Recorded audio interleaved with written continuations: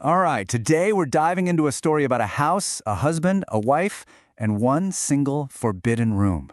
It's this really powerful look at grief, at memory, and the secrets we keep locked away, sometimes even from ourselves.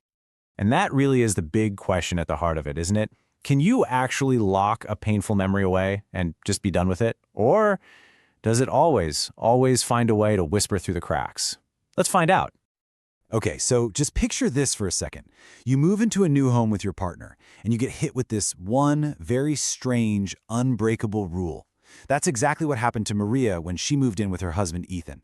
The very first night, he tells her this room at the end of the hall has to stay closed, always. And he was dead serious. He locked it himself and put the key right in his pocket. So yeah, that's the one rule in their new house. You've got Maria and Ethan, and they seem like a totally normal couple, but Ethan completely avoids that part of the house. It's not just a closed door, it's like this forbidden zone. So what's the deal with this room? Why is it so important? Well, the truth is just heartbreaking. The room belonged to Lily. She was Ethan's younger sister, and she died tragically in an accident years ago. He explains that his father kept the room locked as his way of coping, and when Ethan got the house, he promised he'd do the same thing. And you can see what's happening here, right? This locked door, it's so much more than just wood and brass. It's a physical symbol of all of Ethan's unresolved grief. It represents this deep fear of actually facing how final her death was. For him, opening that door would feel like losing her all over again. But things start to change when Maria stumbles upon an old photograph. It's a picture of a young, happy Ethan standing with his sister Lily. And here's the kicker. In the background, the door to that same room is wide open. The second Ethan sees her holding it, you can just see his face fall. It's like, boom! The past is no longer in the past. And that one little discovery, it changes the whole vibe of the house. It almost feels like the house itself is trying to say something. Because, as it turns out, the past refuses to stay locked away quietly. So Maria starts noticing these little things that are kind of hard to explain. First, she sees these tiny, dusty footprints, like a little kid's, leading right up to the locked door. And then they're just gone the next morning. Then come the sounds, a soft thump from inside, and later, this quiet, rhythmic tapping. And what's interesting is, it's not scary, it's not like a horror movie. It feels more, I don't know, like someone is gently trying to get their attention. This is a real light bulb moment for Maria. She hears these words from an elderly neighbor who actually remembered Lily, and it just clicks for her. What if locking the door isn't protecting a memory? What if it's just keeping a wound from ever healing? At this point, Maria knows she can't just let it go. And this brings us to the emotional climax of the whole story, the confrontation. Because that locked door isn't just about a room anymore. It's become a wall, a barrier, right between her and Ethan.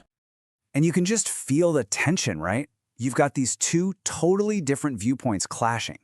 Ethan is terrified. For him, opening that door makes the loss real and final. But Maria, she's starting to believe something else entirely. That Lily's memory wants to be free, not kept in a prison. And then, right in the middle of this incredibly tense moment, it happens. A soft, gentle tapping comes from inside the room. But this time is different.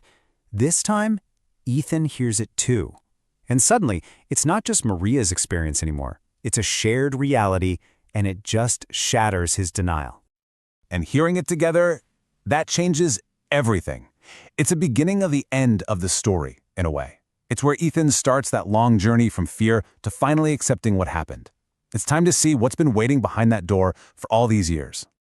Now, this doesn't happen overnight. The courage to finally open that door, it builds. It starts with a dream where Ethan sees Lily not in the accident, but happy, and she's holding a little box. He wakes up with this new sense of peace and finally says the words, "I think I'm ready." And Maria is right there with him, saying you don't have to do it alone, and so together, they turn the key. So, they open the door, and what's inside? It's not a ghost story. It's not dark or creepy at all. The room is warm, it's filled with light. It's a child's bedroom, just frozen in time. It's covered in Lily's drawings and all her favorite books. It's a time capsule of love, not tragedy. But there's one more thing inside this room. The final piece of the puzzle. A message that was left behind, just waiting all these years to be found. And this is where the real emotional release of the story happens. Because right there, on the bedside table, sits this little wooden box. And get this, it is the exact same box that Ethan saw Lily holding in his dream. I mean, come on! The connection between his subconscious and what's actually in that room, it's undeniable. So they open the box, and inside, there's a note, written in a little kid's handwriting. It just says, "Don't cry when I'm not here. I'm playing in the sunshine. I'll wait for you." Just simple, beautiful words.